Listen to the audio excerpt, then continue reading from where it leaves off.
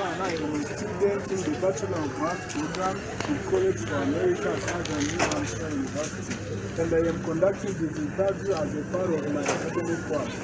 With your consent, I will record this interview and use the information in a street interview video I am working on for a contribute to society goals. The interview will be used to create a street interview video and submit to College for America so that my project can be evaluated. This record will be used salary for this purpose. So the interview information will be temporary stored in the College for America online evaluation system to which only the evaluator and College for America staff will have access. Do you have any questions? Do you use your content to be interviewed and recorded? Yeah, thank you very much. I, Emmanuel, please my informed answer to participate in this interview to be recorded and used as part of one student academic work. Oh, thank you so much, Emmanuel. So I'm going to ask you different questions and you will answer it, and by the time you are not getting the answer, feel free to say I don't know. Thank you so much. So what are the three branches of US government? Actually, I don't know. Oh, thank you. What does each branch do? I'm very sorry for that question, sir. Thank you so much.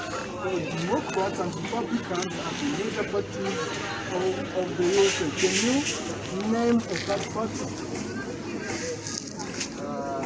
Again, actually, I don't know. So what is the basic process by which a bill becomes a law? What is the basic process by which a bill becomes a law? Again, honestly, I don't know. Thank you so much. My name is Elyse. I am a student in the Bachelor of Arts program in College for America at Southern New Hampshire University, and I am conducting this interview as part of my academic work. With your consent, I will record this interview and use the information in a street interview video. I am working on for a contribute society goal. The interview will be used to create street interview video and submitted to College for America so that my project can be evaluated. America so that my project can be evaluated. These records will be used solely for this purpose. So the interview information will be temporarily stored in the College for America online evaluation system, to which only the the evaluator and College for American staff will have access. Do you have any question? No question I have. Do you give your consent to be interviewed and recorded? Yes, thank you very much. I, Charles Minyana, give my informed consent to participate in this interview to be recorded and used as a part of the student academic work. Oh, thank you so much, Charles Minyana. So I'm going to ask you different questions, and by the time you will know it, you will answer it, and by the time you will don't have the information about it, feel free to say I don't know. Thank you so much. The first question is this: what are three branches of US government? For sure, I don't know those branches. Thank you so much. So what does each branch do? Also, I don't know their roles. Thank you. So Democrats and Republicans are the two major parties, and the major parties of US. So can you name the third party? The third party of the US. Sure. Also, I don't know the third party. So thank you. So what is the basic process by which a bill becomes a law? This question also, I can respond that I don't know the answer of this question. Awesome. Thank you so much for your time. Yeah, you are welcome. while doing the street interview, which was asking three different questions, which are what are the three branches of government, what does each branch do, Democrats and Republicans are the major parties, can you name the third party, and what is the basic process by which a bill become a law. So with this, I used to interview two persons and they give me their concern about those questions. So all of those interviews told me that they don't know what I was asking them. With this, I took a decision of answering those questions. So starting on the first question, we state that what are the three branches of US government? I can answer that the three branches of US government are legislative, executive, and or judicial. So moving forward to what each branch do, I can start on legislative branch of the US government. So it helps to draft proposed laws, confirms or reject presidential nomination for head of federal agencies. Also, this means that this branch helps to select the laws from those drafted. So these branches provide American citizens the right to vote for senators and representatives through free confidential ballots. So this indicates that American citizens have the right to vote for a senator for free. This is most important because citizens got the opportunity to share out their feelings about voting since they have the right to vote for free. So this helps them to choose a leader who can represent them based on their interests. So moving forward to executive branch, it carries out and enforce laws. So it includes presidents, vice president, or cabinet, and cabinet. With this, there are like key roles that executive branch play, which include presidents, where president leads the country.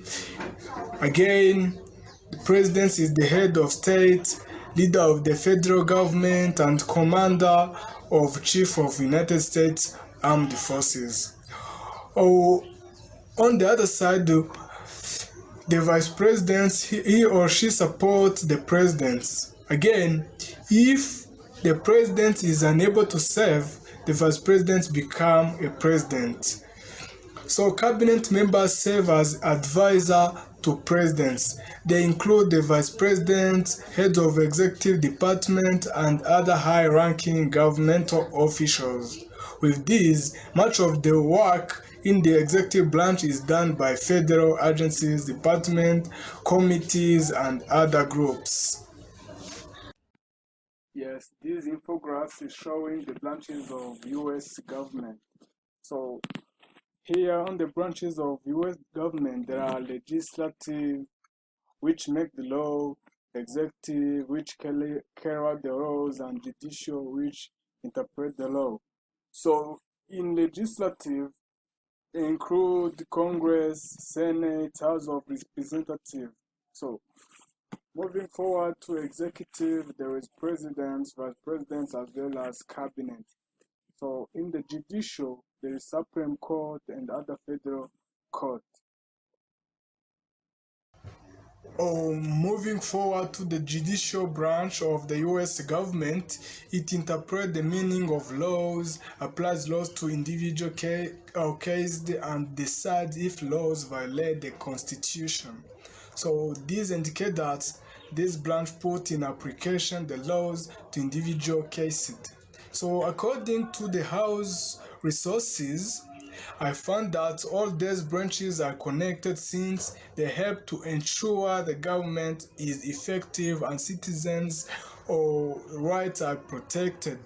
So I said this because legislative branch help to make the laws, or executive carries out the laws, and judicial applies the laws. So all these practices are created for the US citizens, which helps to ensure the US citizen rights are protected. So Moving to the second to another questions, which said that how are the three branches connected? So how do they regulate each other? So with the check of the balance, each of the three branches of government can limit the power of the others. This way, no one branch become too powerful. Each branch check the power of the other branch to make sure that the power is balanced between them. For instance, the process of how laws are made is a good example of check and balance in action. This is because legislative branch introduce the votes or bill, then the bill goes to the executive branch where the president decides whether they think the bill is good or the country or is good for the country. So if they realize that the bill is good, they go ahead and sign the bill and it become a law. Or on the other hand, if the president does not believe the bill is good for the country, he does not sign it. So here legislative branch gets another chance of creating a law. Also, with enough votes, the legislative branch can override the executive branch or veto, and the bill becomes a law. Once a law is in place, the people of the country can test it through the court system, which is under the control of a judicial branch. So if someone believes a law is unfair, a lawsuit can be filed. So lawyers then make arguments for and against the case, and the judge decides which side has presented the most convincing arguments. So this shows the way each branch control another. So on the third question, who said that Democrats and Republicans are the major parties, can you name a third party? So the third party are minor parties. So how do these two party systems start? So they started as Federalists and Anti-Federalists, led the Jefferson and Hamilton. Alexander Hamilton believed that for the United States to be successful, it would have to be formed in a similar way to the British imperial model that had been seen successful. So while Thomas Jefferson, he believed that a central treasury and national army would endow the central government with too much power, that an economy driven by financial would lead to reckless gambling. So he also thought a strong president would be no better than a Polish king, a, a reference to Polish tradition of aristocrats electing their monarch from among their number. So what impact do the third minor parties have on the national politics? I can say that the third party may also help voter turnout by bringing more people to the polls. So again, the third party candidates at the top of the ticket can help to draw attention to the other party candidates down the ballot, helping them to win local or state office. Moving forward on the question that's asked that what impact do third party have on national politics? So the third parties in the United States, even though they meet with different obstacles, for instance, in American politics, they usually are not even allowed on the ballot due to the lack of popular support and signature to warrant a praise under local laws. So, however, third party do play an important role in the national politics. Third party usually organize and mobilize along with a single issue or position, or putting pressure on candidates from major two political parties to address the issues, as well as to work hard during their campaign. So the minor party is currently acted as a catalyst of the change. So there should be there should be the decision that should be taken by the two parties, but the minor party is always there to influence that decision to be changed. And I can easily say that acting as a catalyst of the change is where the minor party is simply practicing its role, where it can influence the change about the decision taken by the two parties. Moving forward to the fourth questions, which was asking that what is the basic process by which a bill becomes a law. So I can say that after both houses and Senate have approved the bill in identical form, the bill is sent to the president. If the president approves of the legislation, it is signed and becomes a law. If the president takes no action for 10 days while Congress is in session, the bill automatically becomes a law. So I can start saying the process by which a bill becomes a law. Firstly, the example of minor parties in the US include Liberty Party, the Green Party, Constitution Party, and other that have less influence than major parties. So the Liberty Party support laissez fair policy, small government, and is characterized by being socially liberal and fiscally conservative. So Green Party is a progress party that emphasizes socialism. So as we continue, this means that the Green Party is continuing to emphasize the things that cannot harm the environment, while the Constitution Party is a socially and fiscally conservative party backed by religious right. This means that the Constitution Party is the socially and fiscally modest party sponsored by religious right. So again, the second, I can move to the 9 steps in which or shows that, how a bill becomes a law. So the 9 steps in which a bill becomes a law, I can start by the first step, which is bill is drafted. So according to the first, which said that bill is drafted, with this step, both senators and House of Representatives have or who have ideas for a law can draft a bill. So these ideas comes from the Congress members themselves or from everyday citizens and advocacy groups. So the second step is the bill is introduced. So when the bill is drafted, it must be introduced. This is most important because once a bill is introduced, it can be found on a Congress, which is official government website that tracks federal legislation. So to mean that this Congress or government help to track what legislation made with this, or if representative is sponsored, the bill is introduced in the House, while if a senator is a sponsor, the bill introduced in the senator. So this shows that the bill drafted introduced based on where it is drafted. So moving on, the third step is the bill goes to the committee.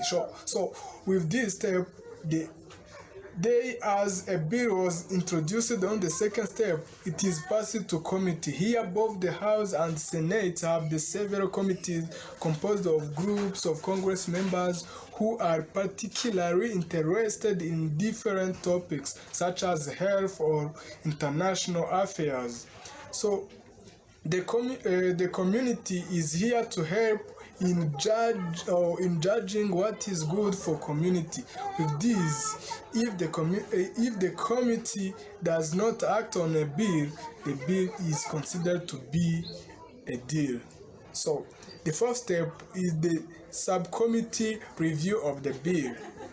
With this step, subcommittees are organized under committees and have further specialization of a certain topic. So this means that subcommittees are arranged under committees and have more and like specialization on a certain topics. So with these committees refers to have more and like specially or this committee refer to have bill to subcommittees for study and their own hearings. So here subcommittees may make changes to the bill and must vote to refer a bill back to the full committee. So the fifth step is the committee markup of the bill. So with this step, when the hearing and subcommittee review are completed, the committee will meet to mark up the bill. So this means that the committee will meet after finding what comes is or the subcommittee's review so that they can strain up a bill. So here the committee can make changes and rewrite prior to recommend the bill to the floor. So with this, if committee vote not report legislation to the full chamber of Congress, or the bill dies. So while if a committee votes in favor of the bill, it is reported to the floor. So moving forward to the sixth step is this step is voting by the full chamber on the bill. So with this step, once bill reaches the floor, there is additional debate and members of full chambers vote approve any amendment. So to mean that's when a bill reach on the floor, there will be other additional debates of the member to that full chamber can vote to approve any amendment. Here the bill is passed undefeated by the members voting. So moving forward to the seventh step is the referral of the bill to the other chamber. So with this step, when the House and Senate pass a bill, it is transferred to the other chamber where it usually follows the same route through committee and finally to the floor. So this means that the chamber that received the bill which reviewed with both Senate and House will need to follow the same route that the committee used to final flow. So here, this chamber may approve the bill as received. So, or reject them, ignore them, or change them. So, moving on the eighth step, the bill goes to the president. So, with this step, after both House and Senate have approved the bill, in identified form, directly the bill is sent to the president. So after the president receives them, the president approves the legislation and it is signed and becomes a law. So here, if a president takes no action for the 10 days while Congress is in session, the bill automatically becomes a law. On the other hand, if the president opposes the bill, they may vote the bill. So I can say the ninth and the last step is overriding a vote. So here is the president vetoes a bill. So Congress may attempt to override the veto. This shows that if the president denial a bill, Congress may attempt to overbalance the veto. So also if the both Senate and the House pass the bill by two-thirds majority, the president's veto is overruled and the bill become a law. So thank you so much for this. This infographic is showing how does a bill become a law. So there are many steps in which a bill become a law. So firstly, every law starts with an idea. The idea can come from anyone, even you. So the second is the bill introduced. So a bill can start in either House of Congress when it is introduced by its primary sponsor, or a Senate or a representative. So the third one is the bill goes to committee. So the fourth, Congress debates and votes. So, and these members of the House or Senate can now debate can now debate the bill and propose changes or amendment before voting. So the fifth is presidential action. So in the fifth, when the bill reaches president, or he or she can approve and pass it. So the president can also veto. The president rejects the bill and return it to a Congress with the reason for the veto. Or also there is another which is called chose no action. The president can decide to do nothing. If Congress is in the session, after 10 days of no answer from the president, the bill then automatically becomes a law. So another one, there is pocket veto. If Congress adjourns or goes out the session with the 10 days period after giving the president the bill, the president can choose not to sign it and the bill will not become a law. So the last step, the bill become